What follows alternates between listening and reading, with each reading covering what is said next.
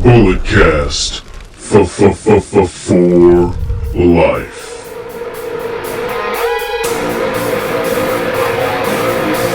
Get up! This is a revolution!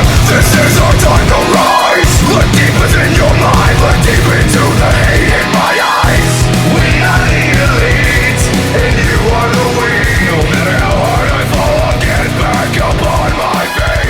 Red alert, this is gonna hurt. When your face is in the dirt, you'll know your death is what I seek. We are the elite, and you are the weak. Yo, what's going on, everybody? You know who it is. Sorry, I tried to do something different. Microphone aside, Phillip Brandon, joined by the Canadian destroyer, BT Brandon Tanguma. We're here to talk about professional wrestling on another episode of the BC 454 Blurry Vision, man. Brandon. Yo, what it do, home skillet? You sound like Coach when he was trying to join Crime Time. What it do? What's up? So yeah, WWE releases happened. Yeah, we got more releases. Was it BJ Ray from the Legends Future Greats, that show? Wesley, Stevie Turner, Lansington. Oh god. Oh, Lansington. Oh god. Sorry for your loss. Yeah, that's my dog, man. Hayes, Jameson, Summer, Sorrell, Jamar Hampton, Draco Knox, Gentile, and then Kylie Ray got released and she's pregnant. She was in the ID program. They lost some more ID people too, right? Yeah, I mean, a lot of these releases are NXT based. Kylie Ray and I believe another Zeta Steel are going to leave. Okay. It's not renewing the contract. Similar. Rich Holland was another one who just came out, I think today or yesterday. Yeah, saying that his contract is not going to get renewed. He is hurt right now, but he did say WWE will cover for all his rehab and stuff like that. So that's at least good on their front. But cleaning house on the developmental side, get rid of some people who might not be working out, and they're just going to bring more people in because that's what they do. I mean, the Wesley one was a little shocking because he's by far the biggest name on there. Didn't really pan out, and you got Javon Evans and some other guys who are bigger and maybe more flashier and a little younger, and they're kind of more under control under their more auspices than Wesley could have been. So he might just go back to TNA.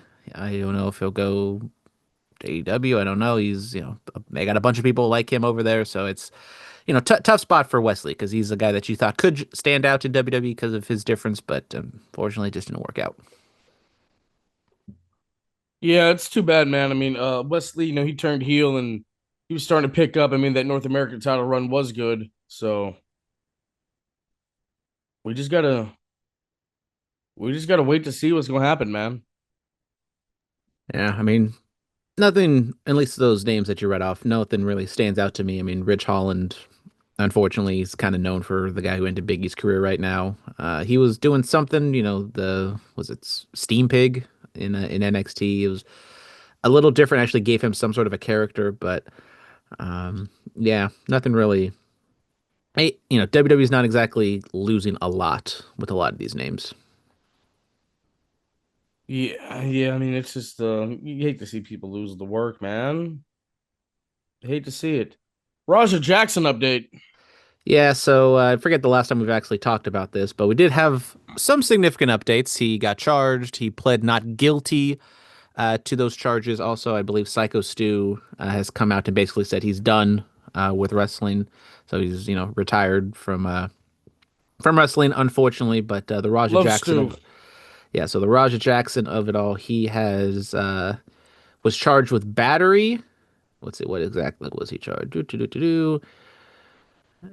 Charges of one felony count of battery with bodily injury and one misdemeanor count of battery, with prosecutors seeking a sentencing enhancement that could see Jackson spend up to 7 years in prison should he be found guilty. The felony charges usually carries a potential sentence of up to 4 years in prison. So, we're off to the races now. We finally, after a little bit of waiting on some charges, he was arrested and then he finally posted bail, and he has pled not guilty, so I would assume within the next few months, maybe in January, February, because holiday season is coming up.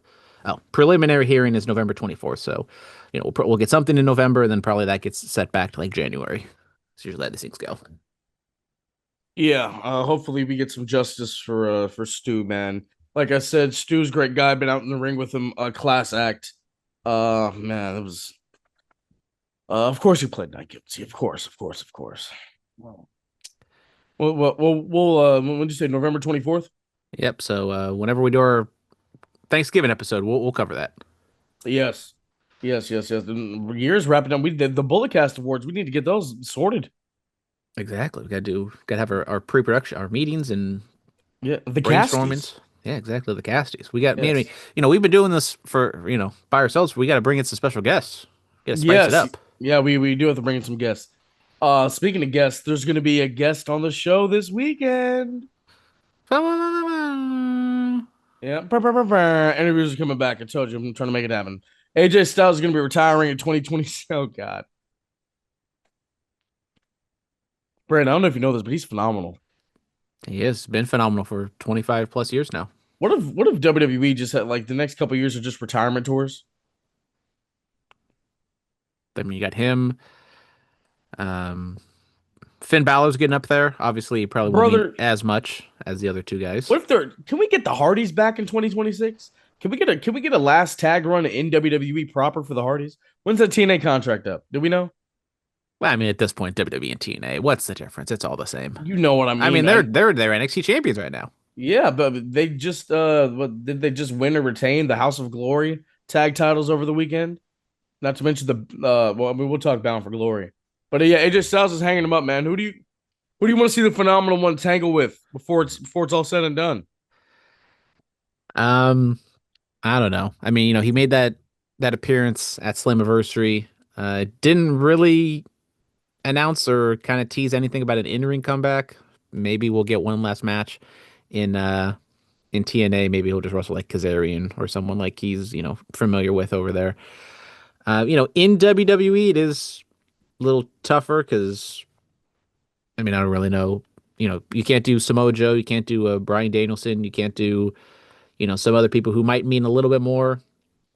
But he did the John Cena one, and the AJ Styles retiring. He's been kind of open about this for a long time, but they did kind of outline it specifically on Crown Jewel, where Cole said, Cena's wrapping up this year, and Styles told me he's going to be retiring 2026. So it's a shame. AJ hasn't really been a top guy in quite a few years. He's kind of like more faded away into the mid card, but hopefully Let's he get gets that. it. Hopefully, he gets his Let's get chance and he can kind of be at the forefront in 26. on the Crown Jewel recap. I mentioned, what if we got Bullet Club AJ back? What if that's the run he has in TNA or not TNA WWE?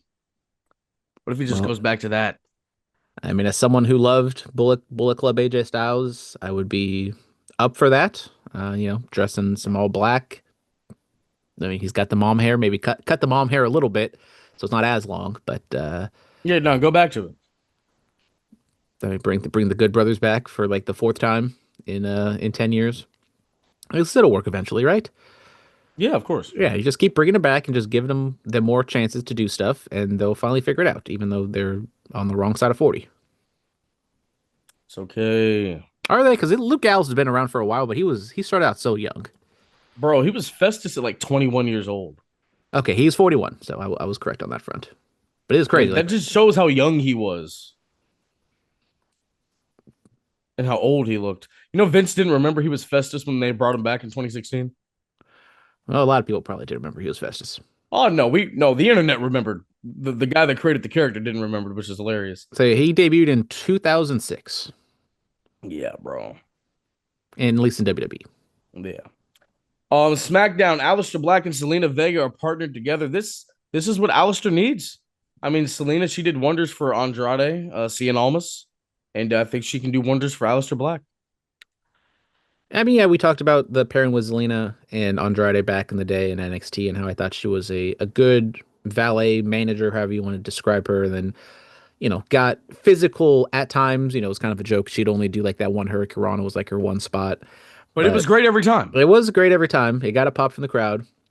And now I wonder how they'd play off each other, if they're going to be more people know that they're married, that they're together. So it's like, are they going to play into that, or are they just going to be, co-equals and just kind of be together without like any hints at sexuality or whatever the hell they're going to go with? I don't know. And maybe a change in character for Zelina would work for her, because I think people like her, but her character has never really found footing. And maybe if she goes more down the Aleister Black, kind of goth, mysterious, spooky realm, maybe that'll help her out. I don't really know. She's his dark angel. There you go. Yeah. But I mean, Black doesn't really need anyone talking for him. So it's like, what is the purpose of them? Are they just like two singles wrestlers who are going to be kind of together, but they all do their own thing? Are they going to be a package deal where, you know, Black is wrestling and Zelina's always going to be there? Is Zelina going to do stuff in the women's division? I don't know. You have to wait and see. The I guess MFTs are back. they are. Tamatanga, Tangaloa, Talatanga, JC Mateo. In the God face paint. Come on now. You know I loved Gorillas of Destiny. You know I love them. I mean, that's just the first step for AJ Styles coming back to the Bullet Club. Brother, don't tell me that. If we can get Ferg, AJ, and the God to have like a little run over here real quick before you're done. Don't tell me that. Come on now. Yeah, I mean, yeah, we were talking about, what is the announcement or what are they going to do to kind of spice this up, and the God coming back and kind of having their own identity instead of just kind of being more, pick your own whatever for being an Islander and then just kind of being with Solo. I like it. It makes them stand out and makes them unique in that tag division. It's another pair that hopefully could make the tag division useful, but I am not going to hold my breath on that front.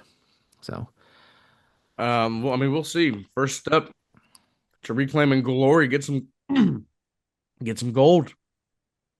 What better way than to defeat the Wyatts for the tag team titles? Yeah, we'll have to wait and see on that front. You said Glory.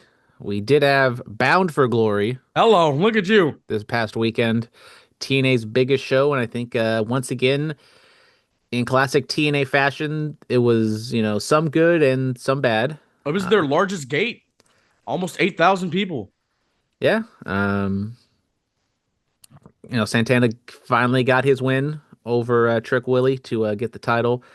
Crowd was into it. We'll still debate if maybe he should have won his Slammiversary in his home area to where it could have been a bigger moment, but he got the win. But they couldn't just let it slide. They couldn't just have him have his moment to go off the air happy. No, we had to have some sort of angle at the end where Dolph Ziggler, Nick Nemeth, comes out to do his call your shot thing because they did a stupid draw at the end of a battle royal.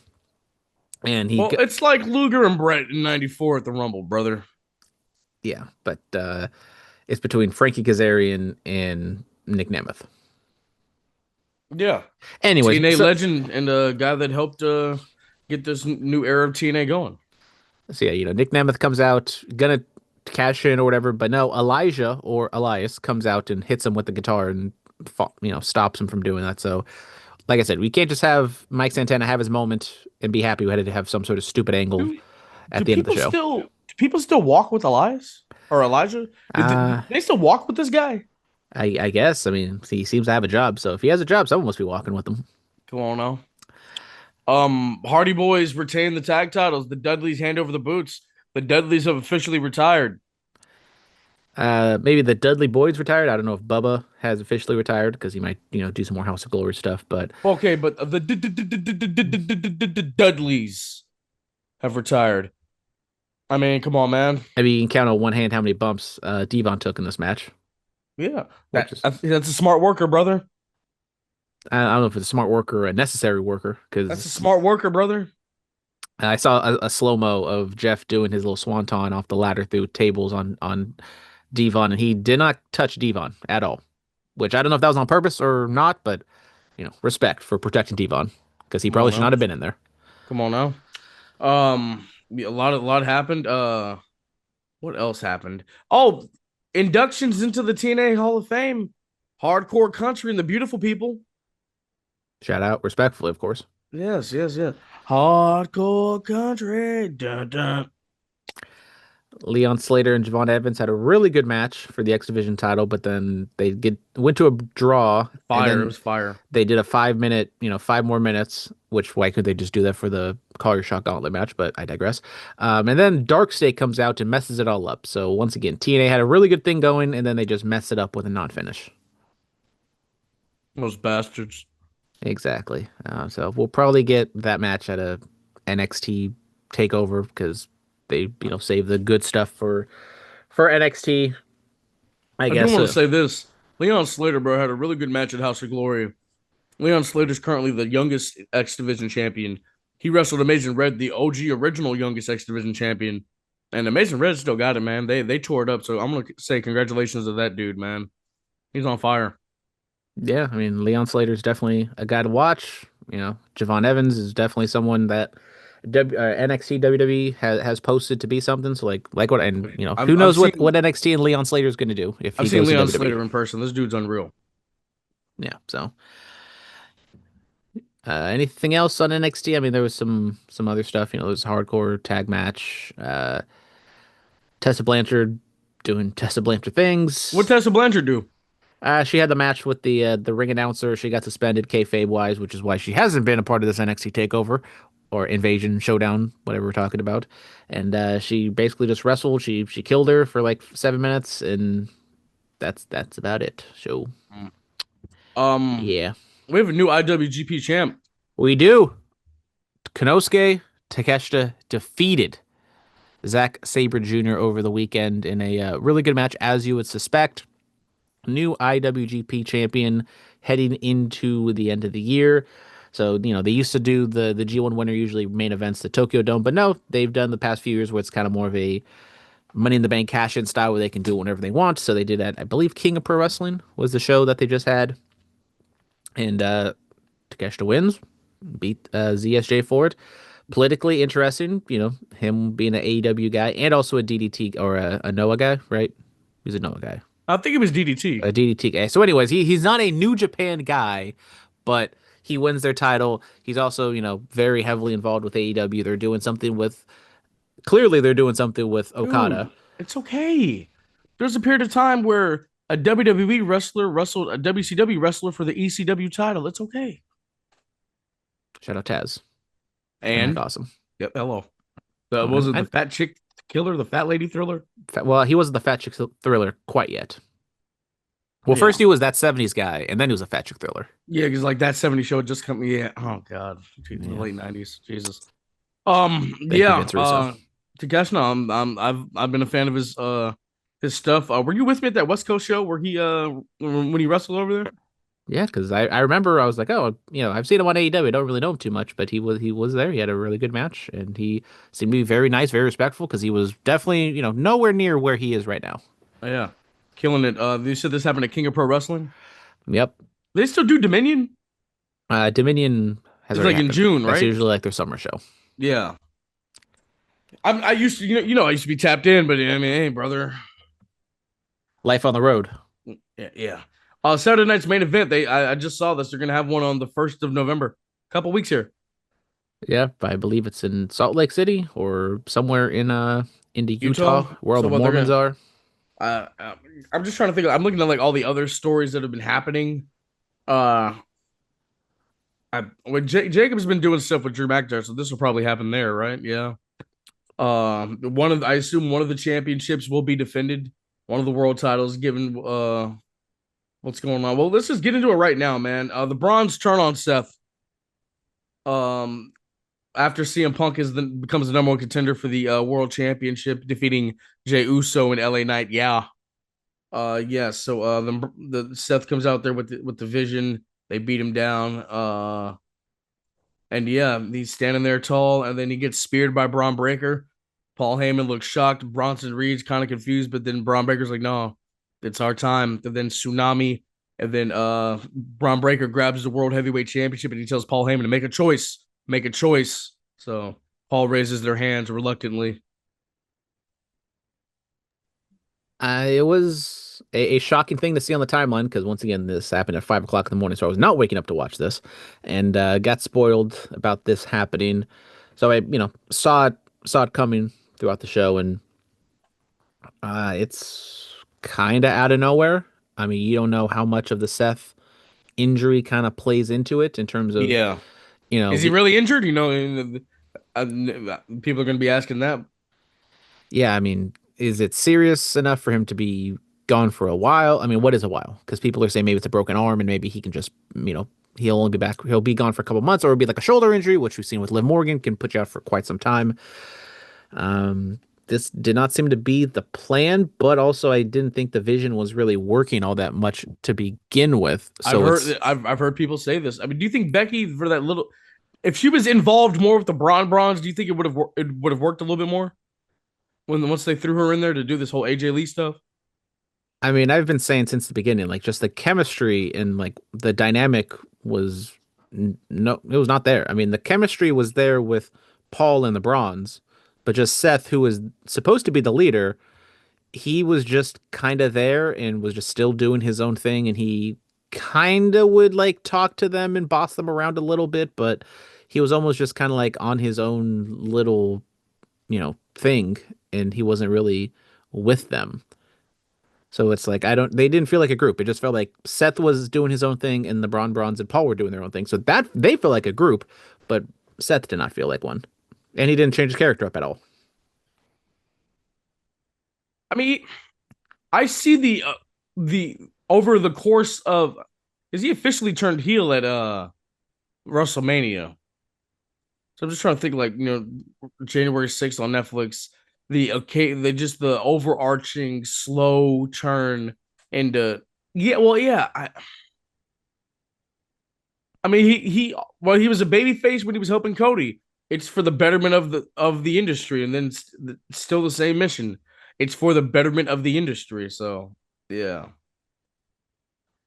And so now does this mean Seth turns back babyface? So I now don't I don't and I he don't turns face because the heels turned on him. So it's very similar to what happened with him in the Authority, which is never a good thing to like nah turn man. I turn don't babyface because the heels don't want you 'cause, anymore. I mean, like Roman still has beef with these guys. I don't want to see Roman and Seth team up. I need that big one-on-one match at WrestleMania. Yeah, I mean, even in the promo to begin the show, it was very kind of all over the place because Seth was gloating like he won like he won that match on his own, which he didn't. He cheated No, with the well, no, I mean he as in like he didn't use the Bronze to help him. That's what he was talking about. yeah, but no one's like I don't think they really outside of maybe they the little video package they do at the beginning of the show, like they don't really point out, hey, look, Seth, you did cheat to beat Cody. You didn't actually do it on your own. But and then he's kind of a heel throughout most of it, and then he's playing into kissing Braun or Paul Heyman, and then he makes Braun do his little ear twitch thing. It was, I mean, it was emblematic of what Seth's whole kind of run has been. It's just very wishy-washy, all over the place, and not very defined. And then he gets turned on. Yeah, I mean we'll have to wait to see what happens with that to really dissect that. Don't know what's gonna happen with Punk in his title shot. Lyra slaps Bailey to get the win over Judgment Day. Bailey she got slapped and then just started becoming a workhorse real quick. I mean, Bailey's always been a workhorse, but that last like 30 seconds of that match was popping. Yeah, so now we got a little deviation, a little, furtherment of what is going on with Bailey and Lyra. I think they do have, good chemistry. They have a fun dynamic together. I mean, I guess they're going to do something where every time Lyra slaps Bailey, she turns into a different person, which might get a little old quickly, I hope but she doesn't turn into Festus over here, bro. yeah, so it was the first time they did it, so it was novel and kind of fun.